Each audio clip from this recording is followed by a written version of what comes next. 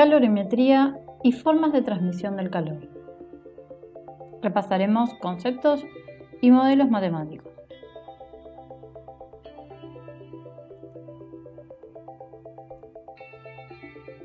Una cantidad de calor es una cantidad de energía que por algún mecanismo pasa de un cuerpo a otro o de una parte a otra del mismo cuerpo.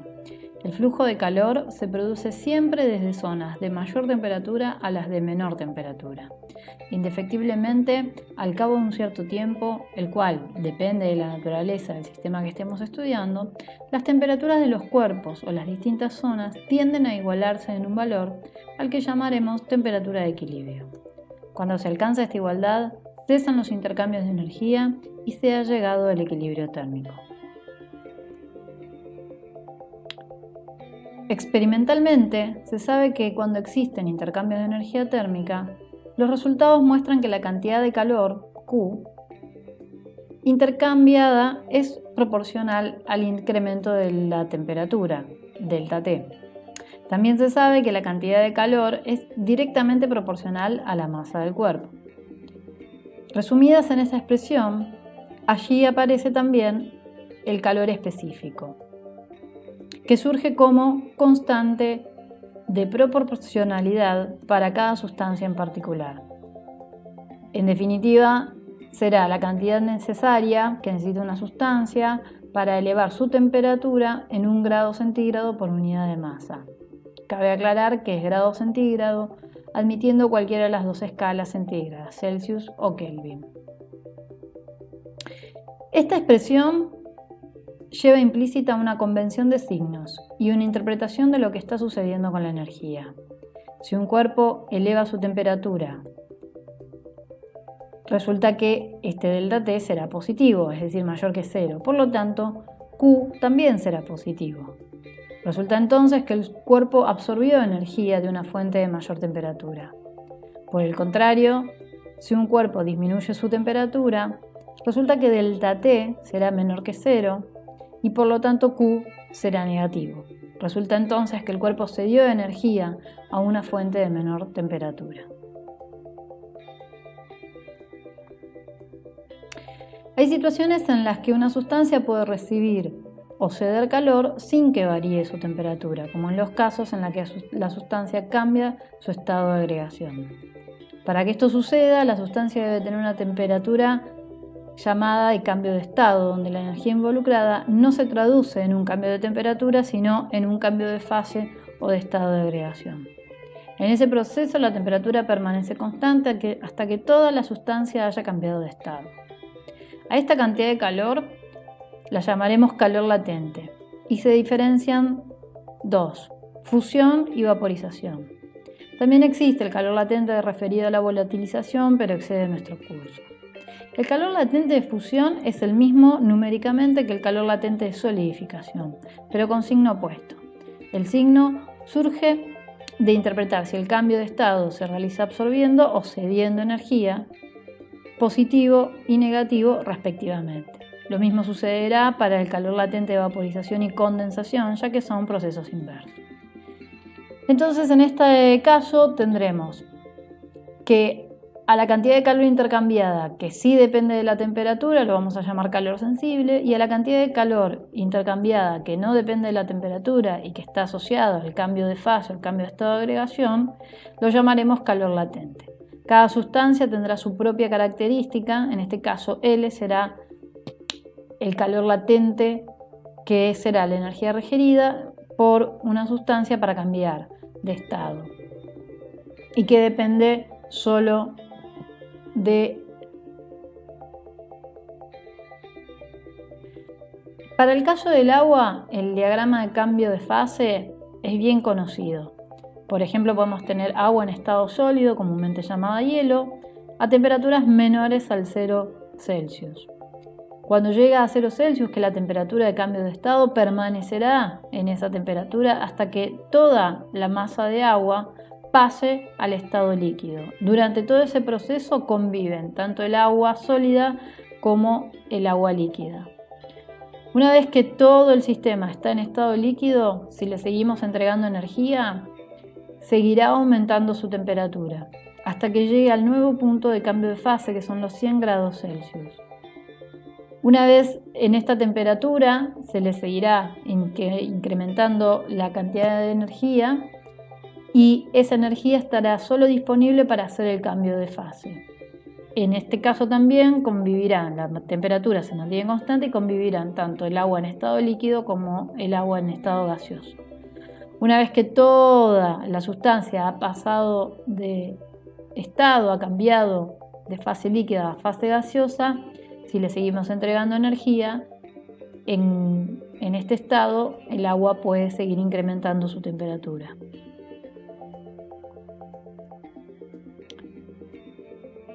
Supongamos ahora que tenemos un sistema compuesto por los cuerpos A, B y C y que están en contacto térmico, es decir, pueden intercambiar calor. Además, están a diferentes temperaturas. Entonces, como ya dijimos, luego de cierto tiempo resultará que los tres cuerpos tendrán la misma temperatura, ya que la definimos como temperatura de equilibrio. En esta situación ya la transferencia de calor se va a detener. Podemos decir que A intercambia energía con B, B con C y a su vez A con C, que es en definitiva la situación que termina resultando después de un lapso de tiempo. Este comportamiento, estudiado experimentalmente, se denomina ley cero de la termodinámica o simplemente equilibrio térmico. Resulta útil poder predecir el comportamiento de un sistema aislado que intercambia calor entre sus elementos y para ello podemos utilizar la ecuación de equilibrio térmico, que además representa una ley de conservación de energía. La energía del sistema permanece constante. Para este caso, tomamos un ejemplo cualquiera, donde la sumatoria de Q tiene al menos 3 términos, ya que el sistema tiene 3 cuerpos. Solo por dar un ejemplo, podríamos definir que A está a mayor temperatura que B y C. Y además C, una sustancia cualquiera, está a temperatura de cambio de estado. Entonces A entregará energía, transferirá energía a B y a C, resultando que B absorbe una parte de esa energía y eleva su temperatura y C absorbe la otra para cambiar de estado. Entonces, frente a este problema que hemos planteado, A, que estaba a mayor temperatura, se enfriará, con lo cual este delta T será negativo, es decir, todo este término, todo este Q, será negativo y para los otros dos casos serán positivos.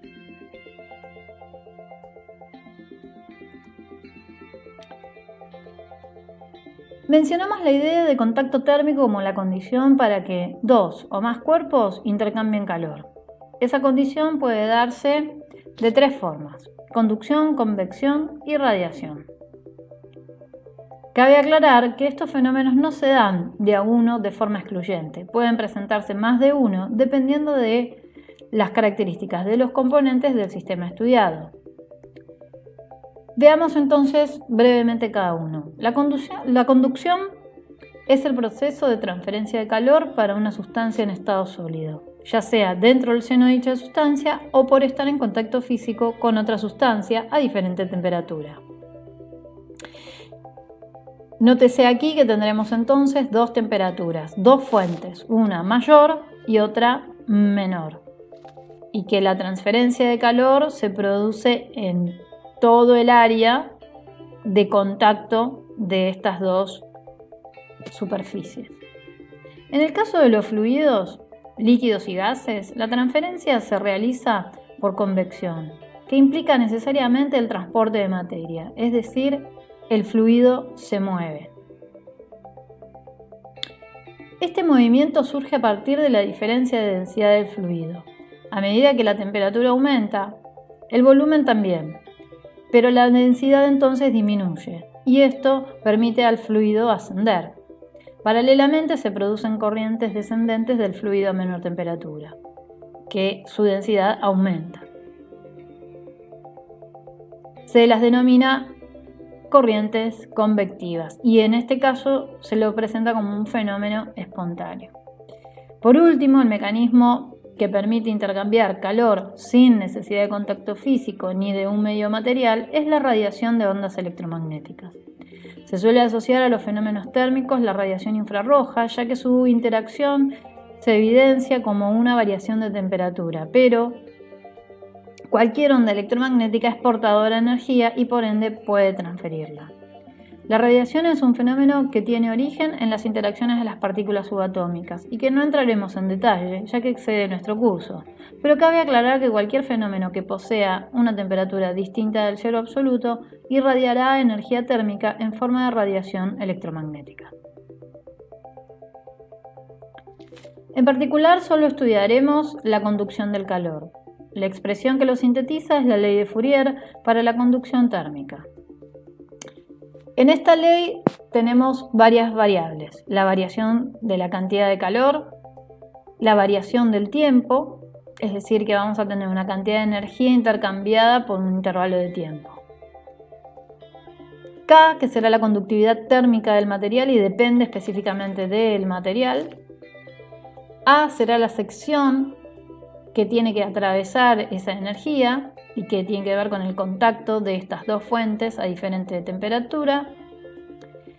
Y la variación de temperatura está definida de una manera particular en función siempre de las fuentes de diferente temperatura. T2 será la fuente de mayor temperatura y T1 la fuente de menor temperatura. Notar que aquí la diferencia de temperatura es específica respecto de lo que denominamos fuentes, y este delta X es la distancia entre las fuentes. Este es un caso típico que podemos observar tranquilamente en una pared hogareña. Si tenemos calefaccionado adentro, el foco de mayor temperatura será la pared interna de donde esté calefaccionado, y la pared de menor temperatura o la fuente de menor temperatura será la pared exterior. Entonces, como fenómeno, es un fenómeno de pérdida de calor o de pérdida de energía. Esto implica entonces también el sentido en el que se realiza siempre la transferencia. Siempre es desde la fuente de mayor temperatura a la de menor temperatura. Por otro lado, esta ley hace referencia a la energía transferida en un intervalo de tiempo, cuya magnitud implicada entonces es la potencia. Entonces, atención a las unidades de medida. Para eso tengamos en cuenta que existe una equivalencia a partir de la experiencia de Joule, que se establece un equivalente mecánico de energía en términos de unidades del sistema internacional en Joule con la caloría.